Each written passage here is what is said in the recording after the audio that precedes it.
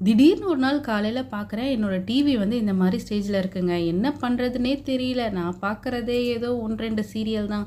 அதுக்கும் ஆப்பு வச்சிருச்சுடா அப்படின்னு ரொம்ப கஷ்டமாச்சு. இந்த டிவி வாங்கி ஒரு 10 வருஷம் தாங்க இருக்கு. நான் என்ன நெனச்சு யோசிச்சுட்டு இருந்தேன்னா, அட்லீஸ்ட் நம்ம ஒரு ஆயுசு பூரா வரும் அப்படின்னு நெனச்சிருந்தேன். இருந்தாலும் உனக்கு இவ்வளவு ஆசை ஆகாது. ஆல்ரெடி அது போற ஸ்டேஜ்ல தான் இருந்தது. அப்பவே நடுவுல ஒரு கோடு மட்டும் வந்து ரொம்ப அப்படியே சுத்தி வந்து பார்டர் மாதிரி போட ஆரம்பிச்சது. அப்பவே நெனச்சேன் இது எப்ப வேணா போகும்னு. ஆனா இப்படி திடீர்னு போகும்னு நான் நெனைக்கவே இல்லங்க. அதுக்கப்புறமா சரி நம்ம இதுக்கு மேலேயும் இத வச்சுட்டு ஓட்ட முடியாதுன்றது நல்லா கன்ஃபார்மா தெரிஞ்சு போச்சு. இனி நம்ம புதுசு வாங்கிடலான்னு நெறைய இடத்துல என்னென்னவோ சர்ச்சிங்லாம் பண்ணேன். யூடியூப் பார்த்தேன், அது இதுன்னு பார்த்து கடைசியில ஒரு பிராண்ட வந்து சூஸ் பண்ணியாச்சுங்க. நம்ம சூஸ் பண்ணது இதோ இதுதாங்க. சாம்சங்ல 32 இன்ச்சு. கூகுள் டிவி வாங்குறதுக்கு இது வாங்கிக்கலாம் அப்படின்னு நெனச்சேன். சரின்னு வாங்கின உடனே அமேசான்ல வந்து ஆள் வந்து சர்வீஸ்க்கு புக் பண்ணியிருந்தாங்க. அழகா வந்தாங்க. ஆனா ஸ்டாண்ட் இல்லாம வந்தது. அவங்க கிட்ட சொல்லியே நான் ஸ்டாண்ட் வாங்கி போட்டுட்டோம்.